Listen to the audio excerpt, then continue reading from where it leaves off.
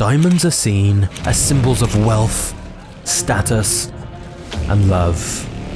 But despite what most people believe, diamonds are not actually rare, and one single company is responsible for manipulating the entire world into believing otherwise. De Beers spent the 20th century pulling the strings behind every element of the diamond industry, from mining to marketing to sales. De Beers controlled the diamond trade. And by controlling the supply of diamonds, they could completely manipulate the prices. De Beers also pulled off one of the most successful marketing cons ever, by convincing us all that diamonds are much more valuable than they really are, and that the only way to show you truly love someone is spending several months of your salary to buy them a diamond ring. What may seem like a romantic tradition is really an incredible scheme by the Diamond Cartel. So today, we're going to uncover the truth about the brutal business of diamonds. From secret syndicates, apartheid, price fixing, and blood diamonds. This is a story spanning 3 centuries into one of the darkest and most manipulative industries of all time. It's a story of war and all kinds of human rights violations. And it goes much deeper than you may think. This is the story of De Beers and the evil business of diamonds.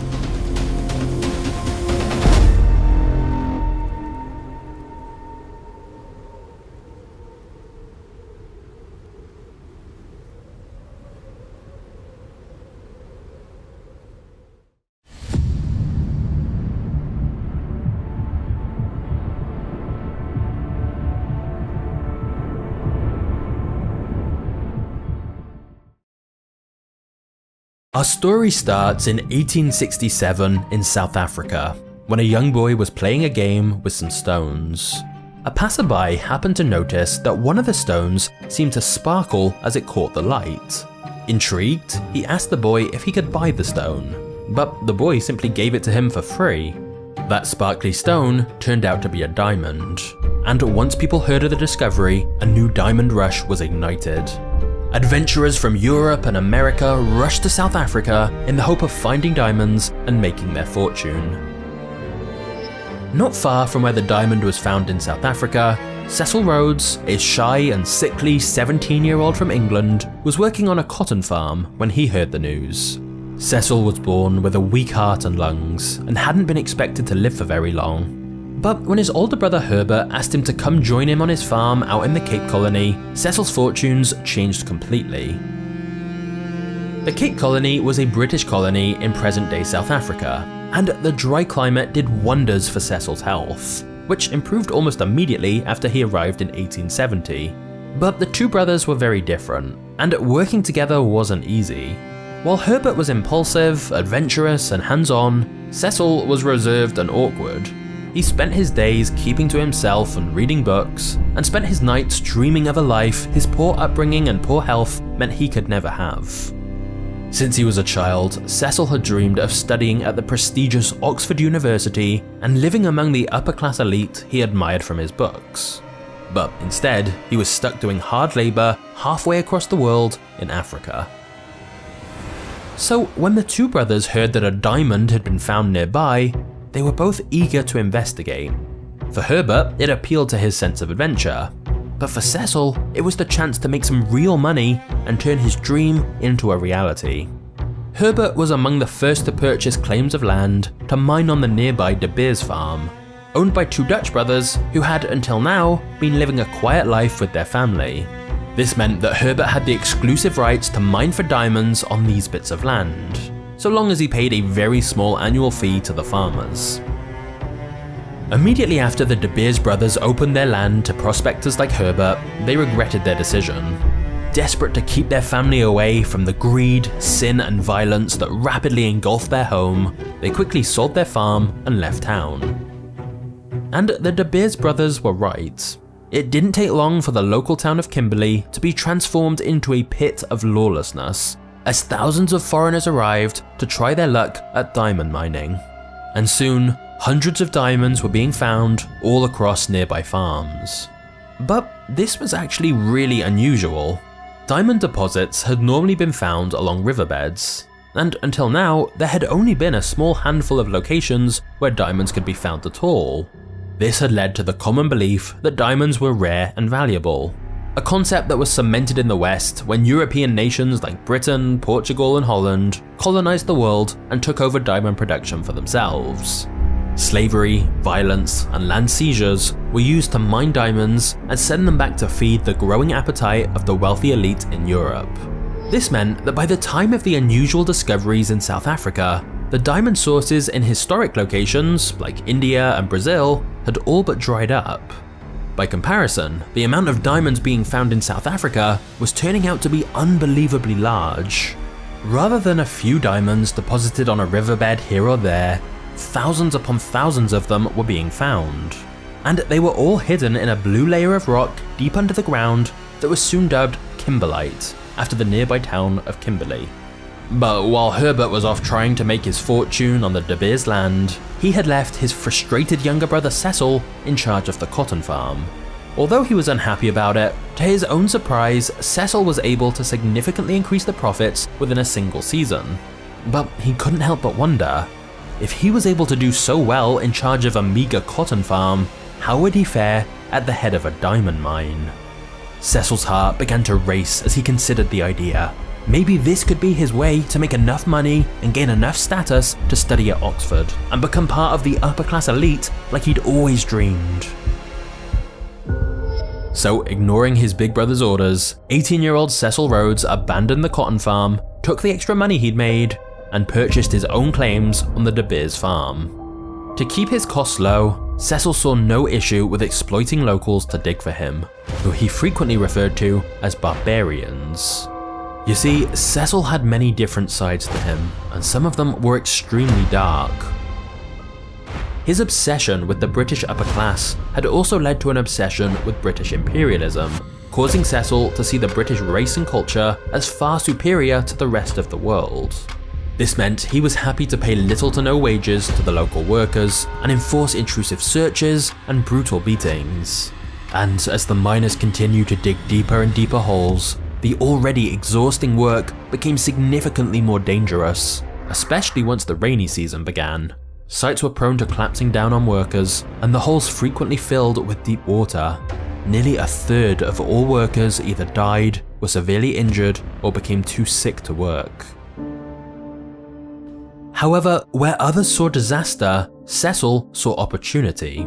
He'd recently seen an advert posted in town by a local farmer desperate to sell his water pump, which Cecil knew exactly what he could do with.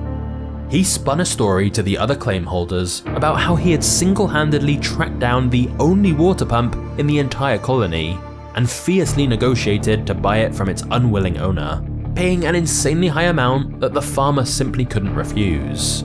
Cecil knew that sometimes the story is more important than the truth. The other claim holders believed his story, and seeing no other option, they all paid Cecil high fees to rent out the machine, so they could pump the water from their mines and continue digging for diamonds. Just as he'd hoped, Cecil's story helped propel him to local fame, with many seeing him as an intelligent entrepreneur to keep an eye on. Using all the money he made, he began buying other mining operations and consolidating them. He quickly became the largest claim holder on the entire De Beers site, and this enabled Cecil to found his own business named the De Beers Diamond Mining Company, ironically named after the two Dutch brothers who had wanted nothing to do with diamonds, as they said it was an evil industry. However, while Cecil was becoming wealthier than he could have imagined, his brother Herbert wasn't doing as well. So he made another impulsive decision, to head across the country to search for gold instead. But soon after, his tent caught fire while he was sleeping, and he was burnt alive. Cecil was horrified to hear what had happened, and decided it was time to return home to England to reunite with what was left of his family.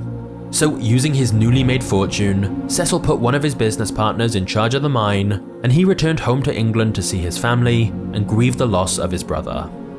Whilst back home, he seized the opportunity to make his childhood dream a reality and enrolled in Oxford University. But within just a couple of months, Cecil's health drastically deteriorated again, leaving him with no choice but to return to the drier South African climate that seemed to keep his sickly heart and lungs under control. Cecil now knew that the only way to truly propel himself into upper-class society would be through his diamond business. However, as more and more diamond deposits continued to be discovered nearby, Cecil began to realize an unsettling truth for his company's future. Diamonds weren't actually that rare. In fact, they were incredibly common. Since so many were being found, the global market was soon flooded with South African diamonds, and so their price began to plummet. Once again, Cecil knew that the story was going to be more important than the truth. To keep the price of diamonds high, he was going to have to make it seem as though these common stones were as rare as they were once thought to be. But to do that, he'd need a way to control how many diamonds were going into the market. And this would lead him down an even darker path.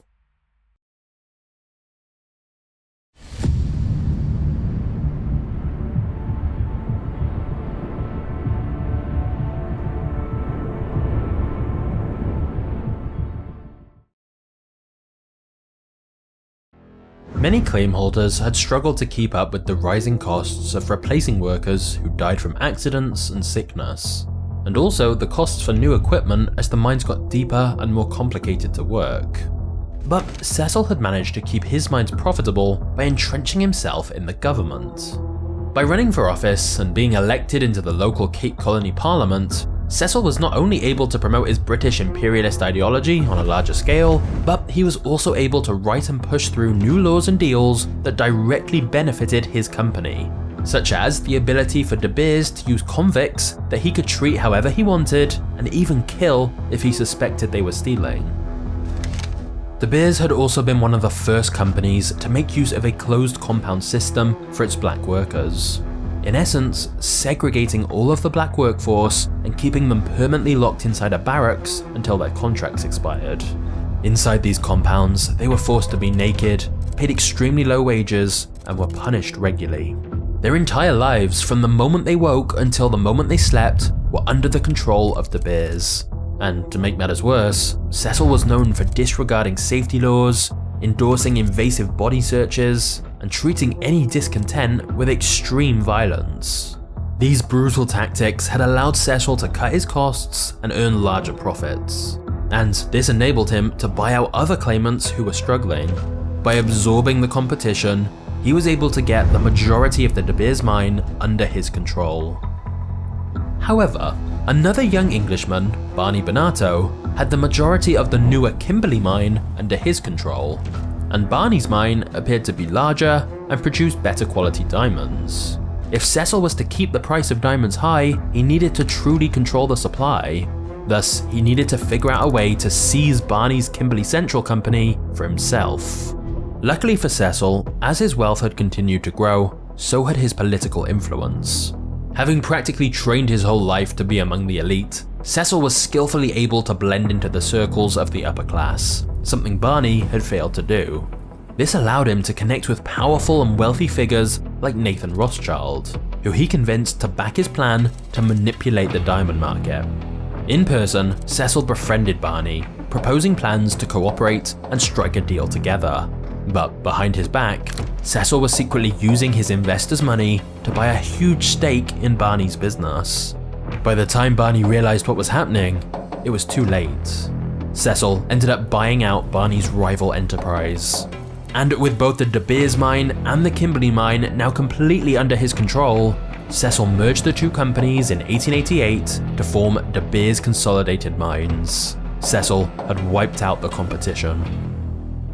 As the most powerful man in the country, Cecil levied his influence over the limited voting population and was elected to become Prime Minister, which put him in a position for the next phase of his plan. Cecil helped introduce policies like the hut tax, which forced locals to pay to live on what was previously their own land.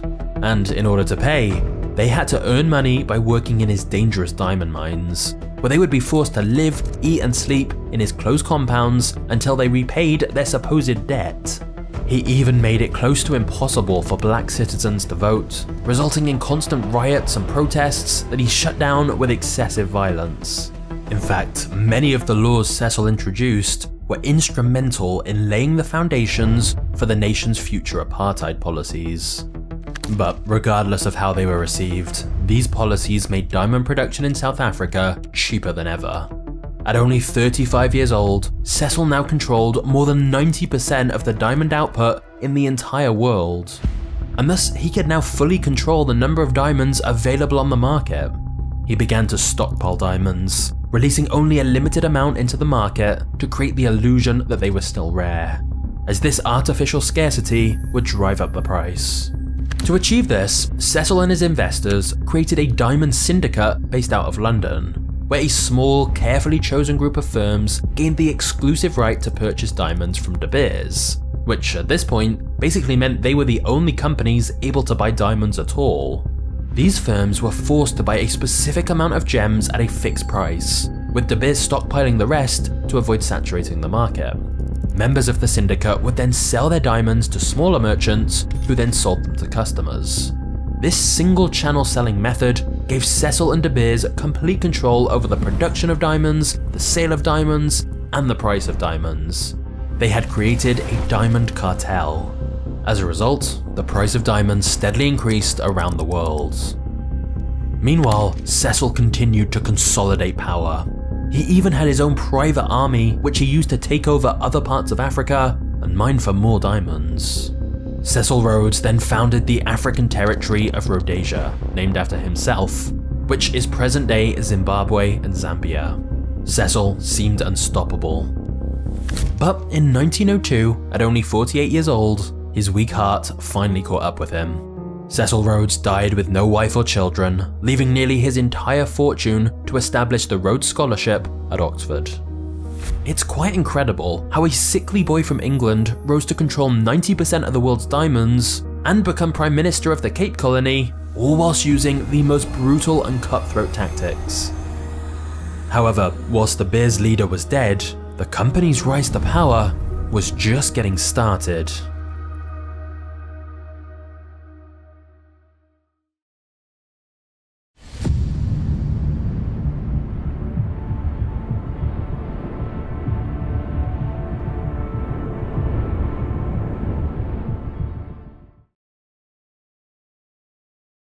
Ernest Oppenheimer had spent his entire life learning about the diamond industry and admiring the exploits of Cecil and his partners from afar. With his astute knowledge of the industry and razor-sharp instincts, Ernest was quickly taken under the wing of several major players on the De Beers board of directors, and he eventually became the chairman and head of the entire company. Whereas before, De Beers had tried to outmuscle or take over all new diamond sources that popped up, Ernest had a different strategy. He instead chose to incorporate new sources into his selling channel. Ernest created several subsidiary companies under the bracket of the Central Selling Organization, known as the CSO, that would directly purchase all diamonds from alternate producers. If anyone refused to be bought out or sell to the CSO, Ernest found ways to undermine and disrupt their production. He used connections with governments to force companies to sell, he flooded markets with similar diamonds to devalue their products, and he even sent in undercover employees to sabotage mines and equipment. If anyone did manage to produce diamonds that they wouldn't sell to De Beers and the CSO, Ernest would cut off their ability to sell by threatening to blacklist any merchants who dealt with them. As a result, everyone had no real choice but to partner with De Beers. From hordes of diamonds seized by the communists in Russia, to old world sources in India, to new mines across the African continent, De Beers, led by Ernest, purchased everything. But since they operated under several different subsidiary names, most people had no idea just how much power and control De Beers actually had.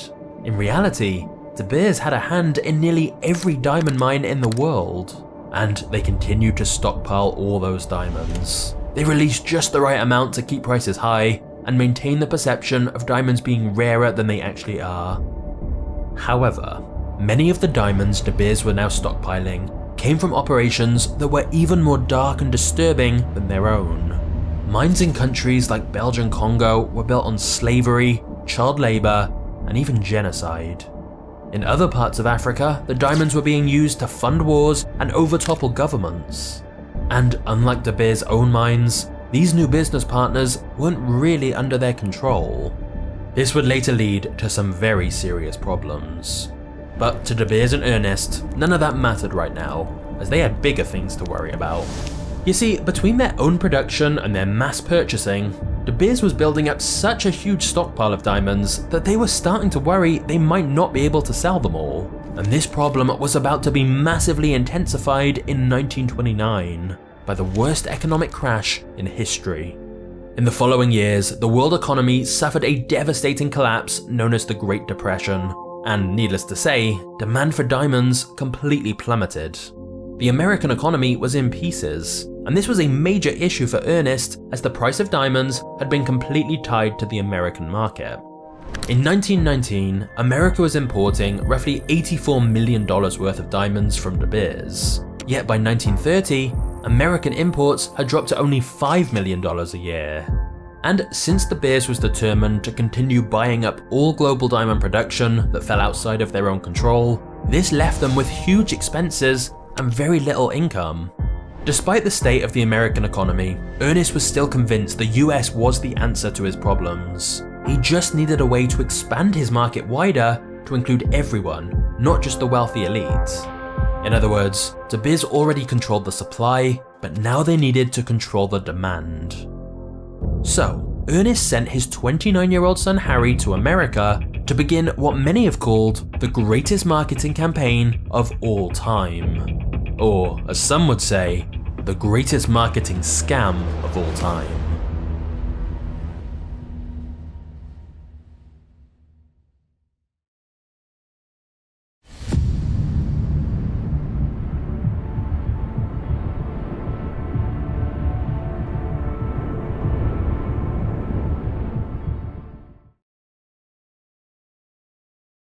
With the help of an advertising firm, Harry Oppenheimer was tasked with overseeing a campaign unlike any that had been done in history. Rather than focusing on a specific brand, they were going to promote the concept of diamonds themselves. In the early 20th century, there had been a trend of rings being given by a man to their partner when they proposed. But these rings had featured cheap jewels like birthstones, and it hadn't really caught on yet. That was until Harry and the marketing team laid out a plan to convince the public that engagement rings were a necessity for all proposals. And more importantly, that the only stone worthy of true love was a diamond. Harry and Ernest wanted their team to interlink diamonds with the fundamental concept of love. If the general population felt they had to have a diamond engagement ring, regardless of their wealth or social status, De Beers would have a guaranteed diamond market forever. Because if you can convince people the biggest romantic gesture is giving a diamond, people will buy it no matter how the economy is doing. So, they began small, using classy hand-drawn images and planting stories in newspapers that focused on linking diamonds to the ideas of love and marriage. To make sure this message got into the minds of young girls and women, they sent lecturers around the country to churches, high schools, and universities to give propaganda-filled talks about diamond rings. Then, they paid Hollywood studios and producers to insert scenes about diamond rings and proposals into their movies. And they started placing diamond rings on the fingers of Hollywood celebrities so the biggest stars were seen wearing them. Using a weekly service they called Hollywood Personalities, they sent pictures and details of rings worn by the stars to all of the country's biggest newspapers. At the time, this kind of product placement was an innovative strategy, and most people didn't even realize they were being advertised to. But subconsciously, symbols of American beauty and the American dream became heavily tied to diamonds. And clever use of corporate branding, like having Marilyn Monroe sing the now famous "Diamonds Are a Girl's Best Friend," helped hammer in the message for De Beers and make diamonds the ultimate status symbol. However, to make sure they appealed to every segment of American society, they had another genius idea. Instead of putting out a recommended price to spend on an engagement ring, they cleverly advertised that you should spend 2 months' salary. This meant whether you were rich or poor, you still had a price in mind.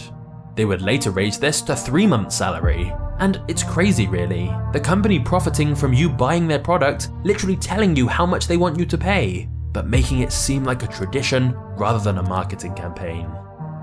And when the advertising team noticed that men and women were picking out engagement rings together, and that women tended to go for cheaper alternatives, they added another layer to the message. An engagement should be a surprise. In a single marketing move, they forced men to shop alone, with nothing but De Beers advertising to guide their choices. Underneath it all, there was one message that stood strong. If you wanted to get married, you had to buy a diamond. And before long, the concept of diamond engagement rings was so ingrained in American culture that young couples believed it was a timeless tradition instead of a recent invention by a corporate machine. Because up until this point, engagement rings weren't as common, and most importantly, different gemstones were typically used. But De Beers convinced the world you had to propose with a diamond ring. In fact, it's widely believed that De Beers helped push the superstition about opals attracting bad luck, as opals had often been preferred over diamonds before De Beers got involved. Even today, almost a century later, many people are unaware of the manipulative origins of this still maintained tradition. But nothing captured the success of the marketing campaign greater than its key slogan, "A diamond is forever," which has since been recognized as the greatest advertising slogan of all time. Not only did it elegantly capture the notion of lasting and symbolic love that could never be destroyed, but it subtly hinted at something else. Diamonds should be kept forever and never resold. By convincing the public that diamonds should never be resold due to what they represented, De Beers prevented a secondary market of second-hand jewels, undermining their single-channel selling, so that people wouldn't buy second-hand from someone else. Like everything to do with diamonds, the story was of course a lie. Diamonds don't last forever. They can be scratched, scuffed, and even destroyed. But what did the truth matter when De Beers was making millions and millions in profit? At the start of the campaign in 1939, less than 10% of women in America received a diamond engagement ring. But within only 20 years, that number was over 80%. And within 40 years, diamond sales in the US had risen from around $23 million a year at the start of the campaign to an incredible $2.1 billion a year, or around $7 billion adjusted for inflation. And with its success in the US, De Beers replicated its marketing campaign in different nations across the world. And soon it had huge markets for diamond engagement rings in countries like the UK and Japan. In Japan, for example, the amount of future brides receiving engagement rings grew from 1% in 1966 to 90% in the early 90s. Even though a diamond is basically just a lump of carbon, De Beers convinced the world that diamonds equal love. But all the time De Beers had been marketing the concept of love, some much darker events had been unfolding in the background that threatened to completely undo everything.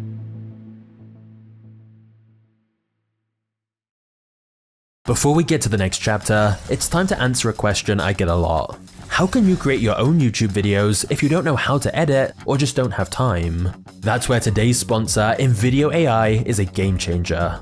With InVideo AI, you can literally type in the idea you want to create a video about, and it'll generate a full-length video for you using generative AI.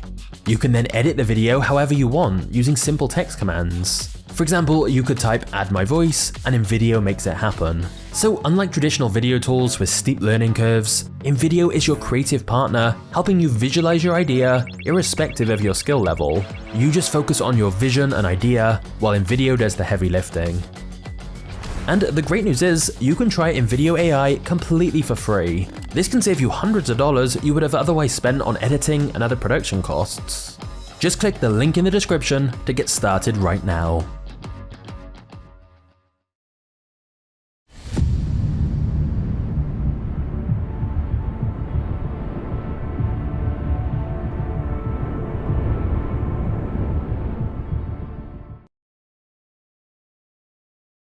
Soon after De Beers began their marketing campaign to the American public, the Second World War broke out.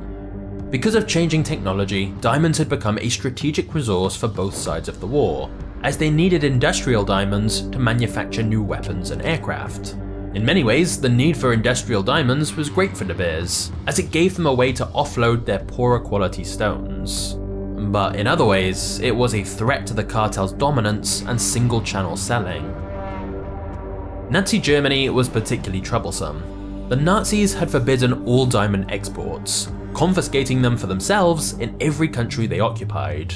Now, it's worth noting that diamonds don't look anywhere near as impressive when they're first found. It takes the skill of cutters and polishers to transform them into the final product we see. And as the Nazis swept through Europe, they destroyed many of the key diamond cutting centers, like the one in Antwerp.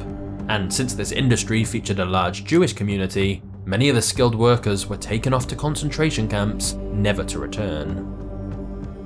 The Nazis planned to create their own diamond cutting monopoly, one that De Beers would have no choice but to use within their selling channel.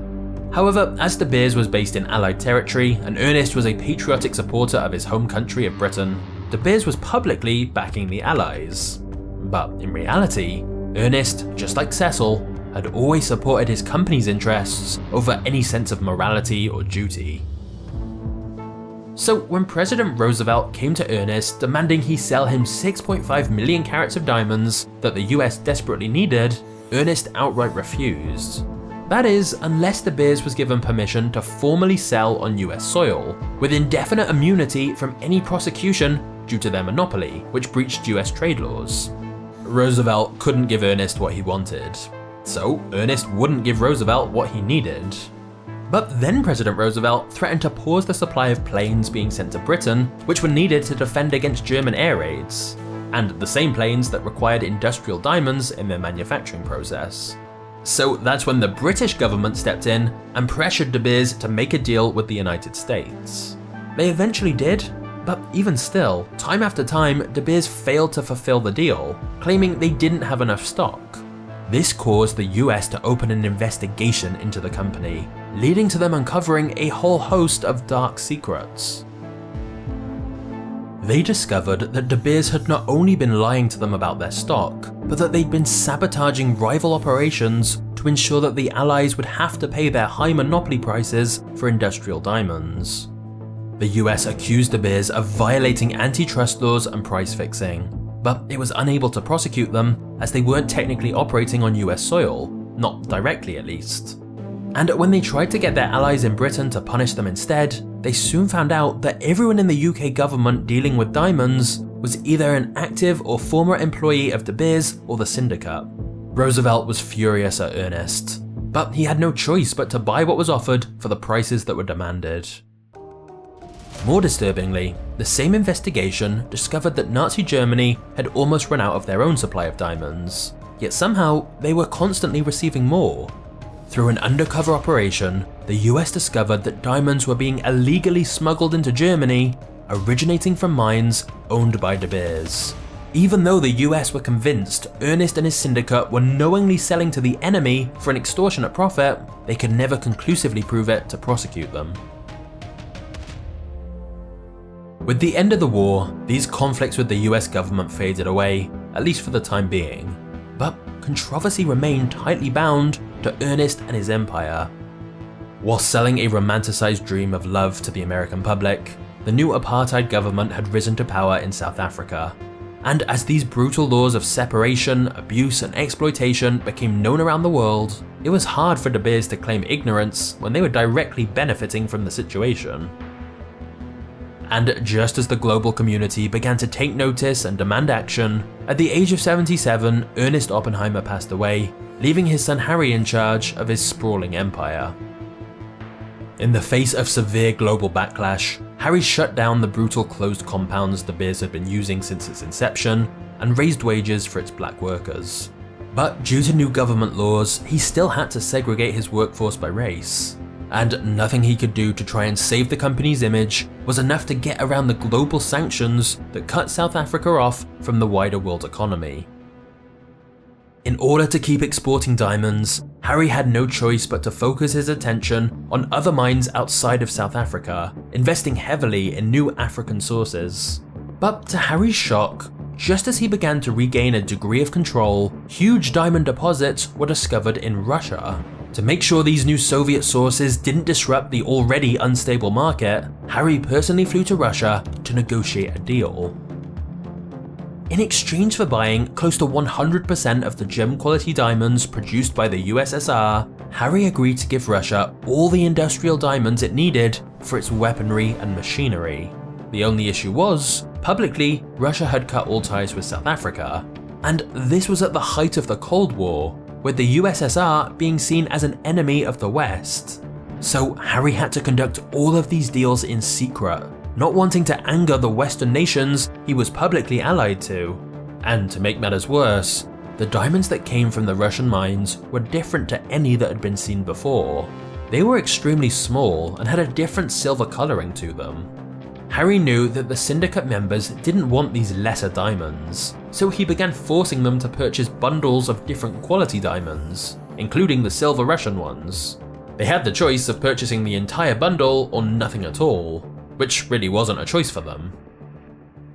It only took a few months for many of the merchants to complain. De Beers had spent years advertising a specific style of diamond to the market, and none of their customers wanted these tiny Russian gems. So, Harry went back to his marketing team to try and find a solution. Together, Harry and his team once again came up with a genius marketing campaign. This time, to sell diamonds to those who already had an engagement ring. They began advertising the concept of eternity jewelry that featured a handful of small silver diamonds.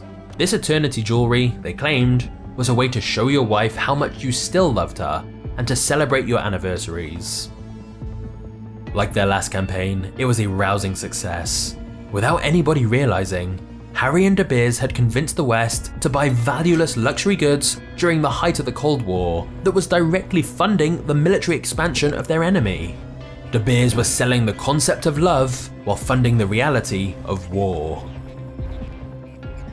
But the general population had no idea about any of this. Instead, their attention had turned to the African diamonds De Beers was selling, which were gaining a very different and very damaging reputation of their own.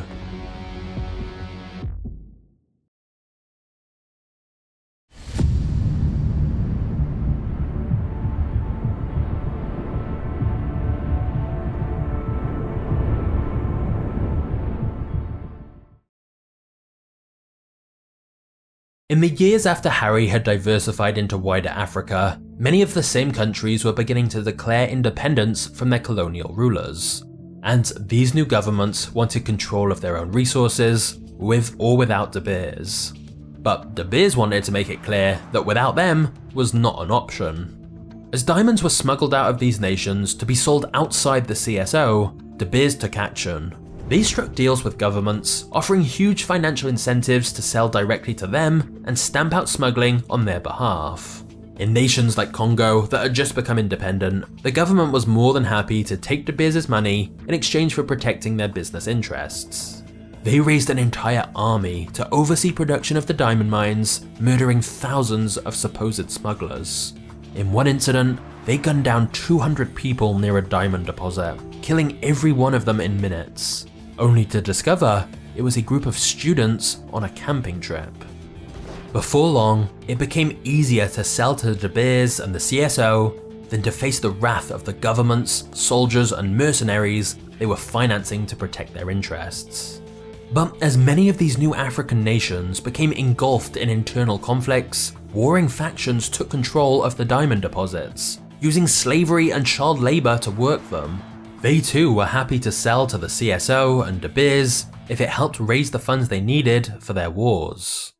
But this time, the world had started to notice that their diamonds from nations like Sierra Leone, Angola and Congo were being used to fund these conflicts in which horrific atrocities were being committed. This led to the term blood diamonds being coined, meaning a diamond that was mined in a war zone and sold to fund terrorism, warlords, or other violent activity. The West was outraged by the idea that their symbols of love and eternity were born in blood and death. With about 15% of global sales believed to be blood diamonds, the issue became so severe that the UN introduced embargoes on the purchase and sale of them. Though De Beers was reluctant to join any embargoes, Harry began to worry that the romanticized idea of diamonds their family had spent half a century perfecting was starting to be eroded by its association with violence and war. It seemed at long last, the story of De Beers' diamonds was no longer strong enough to overpower the truth. News stations, protesters, and human rights activists were calling De Beers out by name, accusing them of endorsing and encouraging blood diamonds. So, realizing that this threatened their entire empire, De Beers agreed to the embargoes and promised they would stop trading in blood diamonds. And in an attempt to regain confidence in their diamonds, De Beers helped introduce the Kimberley process. This meant diamond sellers would have to prove exactly where the gems came from and how they had been obtained. They claimed this would mean every diamond could be proven to be sourced from either ethical or unethical sources. These changes seemed to end the public outcry. And whilst it's true they certainly helped, the reality is that blood diamonds still exist. The company's vast structure continued to be used to send blood diamonds to other nations, such as Rwanda and Uganda, who would then sell them to the CSO through third parties, claiming they originated in their own countries. Suddenly, countries with no actual diamond deposits were miraculously becoming some of the biggest exporters of diamonds in the world. And all of these supposedly clean gems were ending up in the De Beers selling channel. Another issue was that the scope of the Kimberley process certification was very narrow, which meant nations like Zimbabwe that weren't deemed to be a war zone were free to sell clean diamonds, even though atrocities and human rights crimes were being carried out to mine them. While the media outcry had quietened down, the association between violence and diamonds never truly left public consciousness. The popular movie called Blood Diamond, starring Leonardo DiCaprio, only helped highlight to the masses the brutal realities of diamond mining. However, it wasn't public opinion that was going to finally bring down the diamond empire. It was everything else that was going on behind the scenes. Here on Magnates Media, I tell the stories of different businesses, which may have made you consider starting your own company. So what if I told you there was a business model you can do from literally anywhere in the world with basically no startup costs, but still make crazy amounts of money? I'm talking about running a faceless YouTube channel. That's exactly what I've done with Magnates Media, and now I get paid to make videos about whatever topics interest me. And because I'm not on camera, I can run the channel with literally just a laptop, which means I can work from wherever I want, whether that's relaxing at home or traveling the world. But you can do the exact same thing. Whatever you spend time researching for free right now, or whatever you enjoy talking about, you could create mini documentaries about that. It's like running your own Netflix, where you choose what shows to make. And with the help of online freelancers, you can just outsource any parts you don't want to do, such as editing. And here's the exciting part. When you make good content, YouTube promotes it for free, and you earn money from ads, sponsors, affiliates, and so many other income streams. And look, I know the words passive income get thrown around a lot, but YouTube is one of the best forms of genuine passive income, because once you create a library of videos, YouTube can keep pushing them for years to come, and every time someone watches, you're making money. Videos I made years ago still get views and earn money every single day, with no extra work from me. And that's why I think investing in content is one of the best investments you can ever make. Because unlike investing in stocks, which may go down in value, once you've made a piece of content, it can just keep printing money. So given how great the business model is of running a faceless YouTube channel, why don't more people do it? The reality is, most people don't have a system to follow. They're just guessing what to do and following bad advice that no longer works. So they never get any momentum with their channel. But here is the good news. I've already put in 5 years figuring out exactly what works. So you don't have to. You can literally just copy my system, which you already know is proven to work. So that way, you don't need past experience. I'll just show you how to turn your interests into a highly profitable business. If you'd like to learn more about this opportunity, just click the link in the description that says magnatesmedia.com.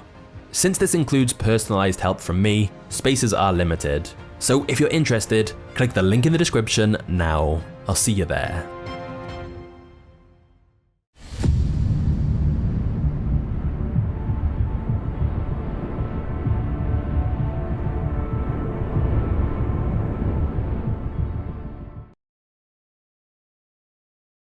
In the 1950s, General Electric patented their technique to manufacture man-made diamonds in a lab.